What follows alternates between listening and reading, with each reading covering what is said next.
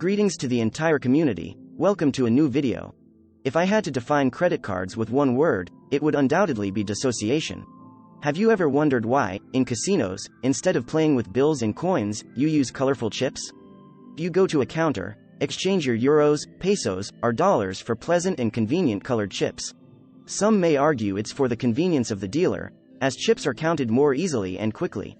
Others may say it's for security, as surveillance cameras can better monitor flashy chips than identical-looking bills. But the most powerful reason of all is that with casino chips, you spend your money more easily and cheerfully. The player doesn't feel like they're spending money. There's a dissociation between your money and the chips that represent them. Chips produce an anesthetic effect, soothing the pain of spending money. And let me tell you, credit cards produce the same effect. Plastic money, whether in the form of cards or your smartphone, makes spending less painful. There's a dissociation in the use of money. And you might say, great, I won't use a card to pay, or at least I'll use them less. The problem arises when you discover that cash is becoming obsolete. You'll have to pay with a bank card sooner or later. And here comes the million-dollar question. Do you know how to use a credit card correctly? The financial education around this tool is often lacking, and in some cases, opaque. And you may wonder, why? This is exactly what we're going to uncover in this video. Let's explore what a credit card is, how to use it correctly, and at the end of the video, how to make money with credit cards. And if you want to watch the video, I just ask that you like it, subscribe to the channel if you haven't already, and share this video on your social networks, especially with a friend who's as interested in financial topics as you are. Are you ready? Let's get into it. Listen carefully. Long before authorities said that cash spreads viruses and bacteria, long before they claimed that bills and coins can be a source of disease transmission, physical money was already on borrowed time. Simultaneously, it's becoming much harder in many countries worldwide to pay with bills and coins. In Spain, for instance, the government aims to limit cash payments to €1,000.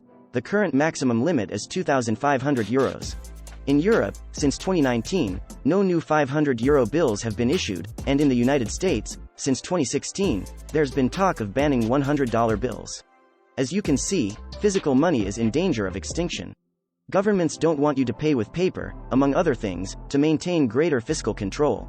The problem arises when the alternative to physical money, plastic money, whether using a smartphone or biometric payments, essentially, it's all the same, can worsen your relationship with money, distort it, so to speak. And I pose a question.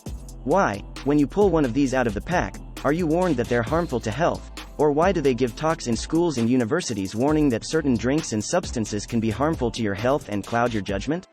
Why are you warned in those cases, and we don't see scenes like these? For what reason, if credit cards are to become the main means of payment in our society, are there no complete subjects beyond a brief talk about their benefits and dangers in schools and educational institutions? Who does this situation benefit? I hope you draw your own conclusions at the end of the video. Let's start with the basics and ramp up the financial intensity. There are two types of bank cards, debit and credit. The debit card only allows you to spend the money you have in your account. When the money runs out, the party's over, the card doesn't work. On the other hand, there's the credit card, which lets you use the money in your account and, in addition, you have an extra credit line. They are linked to a pre-approved bank loan, and it's worth noting that the interest associated with these cards is usually quite high. In some cases, the interest is over 100%. Yes, you read that right, truly staggering. I personally recommend using a debit card, it's the option I like the most. This doesn't mean that the debit card is not dangerous. Both cards are very different, but they share something in common. They can significantly worsen your relationship with money, mainly due to three psychological biases: the present bias, the mental accounting bias, also called the windfall money bias, and the loss aversion block bias. Let's tackle the first one. Pay attention because the present bias is very dangerous. Often, if humans have to choose between two options, they choose the easier and, above all, the more satisfying option.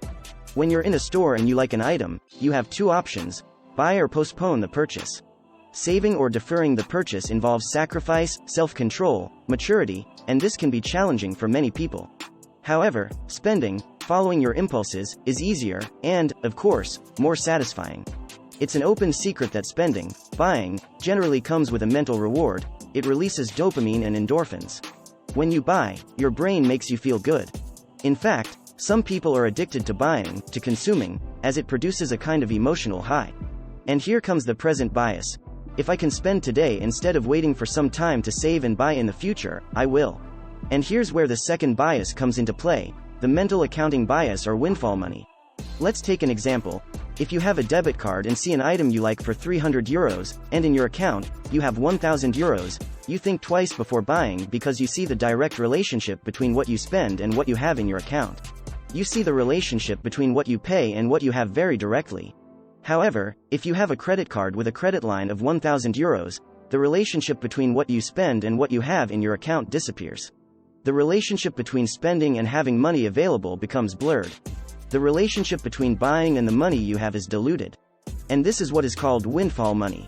And here, the danger is significant because there's no direct relationship between spending and having money. Additionally, with a pre-approved credit line, there's the effect known as I have €1,000 of credit. That's like having an extra €1,000 in my account. This is a fallacy, self-deception, but many people think this way. And this bias is especially dangerous because the money you spend with a credit card is more abstract, more ethereal, more unreal. You don't see the bills or the coins, you only see the card. And since you don't see the money, the psychological impact of spending is lower, leading you to buy more and more often. You're not seeing the direct relationship between buying and having money available, and here is where the third bias comes in, the loss aversion block bias. This bias is very interesting. In summary, people are much more afraid of losing what they have than the joy of gaining. The pain of losing money is stronger than the satisfaction of earning money. And this is where credit cards come in. When you spend with a credit card, you don't feel the pain of losing money. Why? Because you don't see it, you don't touch it. And this bias can lead you to spend more than you can afford. Also, if you have a high credit line, you feel safer. It's like a safety net. People tend to spend more when they feel they have an economic cushion. Now that you know the biases, what to do? While it's true that physical money has its drawbacks, especially related to hygiene today, it's also true that its use is more conscious, more direct. Here are some tips for using a credit or debit card correctly. Know your finances. Before using a card, make sure you know your financial situation. Be clear about how much money you have in your account and what your credit limit is if it's a credit card. Set a budget. Having a budget will help you control your expenses. Define how much you can spend in different categories and stick to it. Avoid temptation. Don't use the credit card impulsively. If you see something you like, take time to reflect before buying it. Impulsiveness can lead to unnecessary expenses. Pay the full balance. If you have a credit card, try to pay the full balance each month. Avoid carrying outstanding balances, as interest can accumulate quickly. Use alerts. Set up alerts in your banking app to receive notifications of your expenses. This will keep you informed about your transactions and prevent unpleasant surprises. Review your statements. Regularly examine your statements to identify potential errors or unauthorized transactions. Early detection of problems is crucial. Don't unnecessarily go into debt. Don't use credit irresponsibly. Going into debt unnecessarily can impact your long-term financial health. Remember, the goal is to use cards consciously and responsibly. They are powerful financial tools, but they can also become a source of problems if not handled properly. What are your thoughts on the use of credit cards? Have you had any positive or negative experiences with them? Share your comments and experiences. But as with everything, if you don't have good management of your personal income, none of the recommended advice will be useful. So, I encourage you to download for free, Personal Finance Management System for Financial Success. The link will be in the video description. Remember to like the video, subscribe to the channel, and share it on your social networks. Until the next video.